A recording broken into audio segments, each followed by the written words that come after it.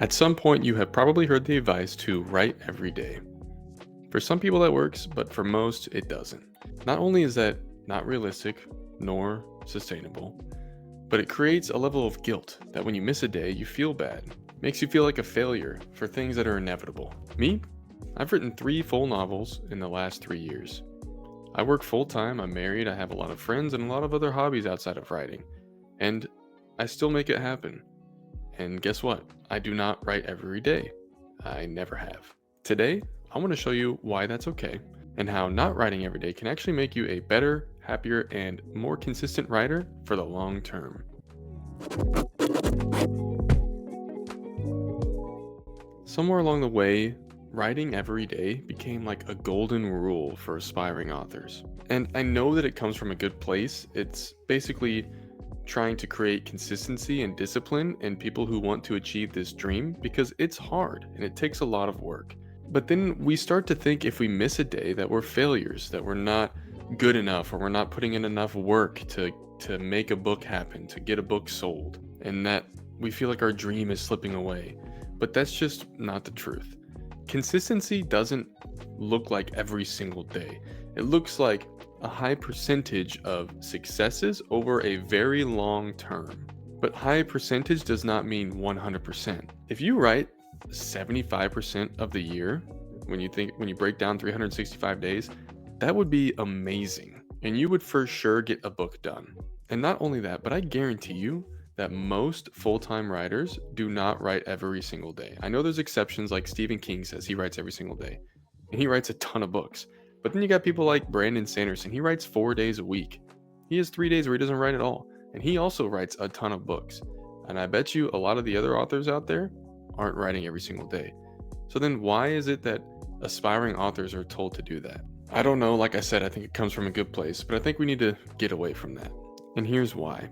Rest is a part of the creative process. It's a part of, I'm a physical therapist. And a lot of times I have to tell patients that rest is just as important as the exercises. If you're just exercising and you don't let your body recover, it's going to break down eventually and you're going to get hurt.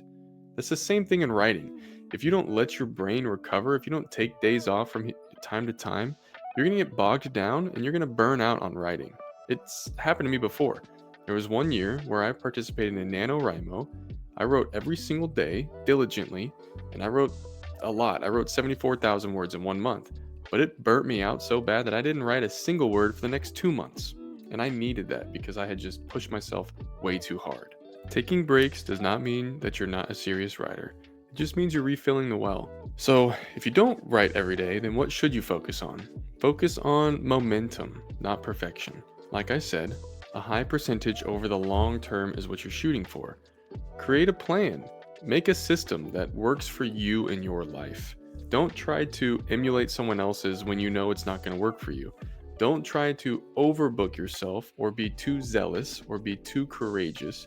Create something that you know is going to work, that at a baseline you could do even in your busiest week. For me, I schedule in writing blocks throughout my week. A lot of times I'm scheduling this week to week. Some months I do the whole month in advance and I schedule it out. Sometimes those sessions are shorter, sometimes they're longer, but I know that I can make those happen without feeling like I'm pulling from other aspects of my life to make it happen. It's just a routine that I know I can sustain. That's how you build a lifelong habit, one that fits a full life. So let's redefine what the traditional term of consistency means, or that grind mindset, that grind culture. You don't have to do that if you're an aspiring author. I know you don't. Like I said, I've written 3 books in 3 years. I'd say that that's pretty good, especially with a 40-hour per week job, a wife who I love very much, and we go do stuff all the time. I have a lot of friends.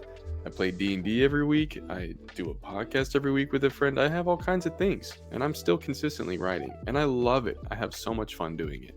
When I look back at my entire year, I just see my word count ticking up.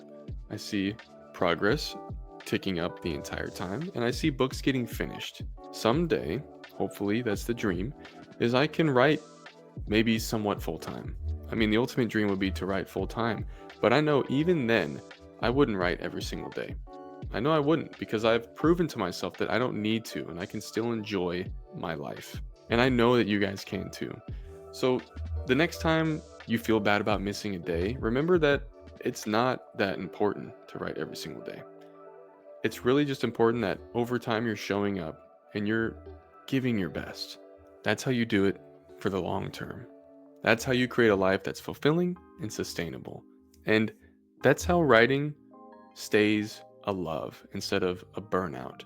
Okay, guys, that's it for this video. I just really want to talk about that because that's something I've been hearing more lately with that grind set culture that sometimes we run into, especially if you're younger, I feel like.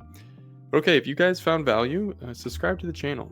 I will be posting more videos like this, some inspirational, some educational, some more practical tips, and some more just thoughtful, like today. Okay, until next time, keep writing.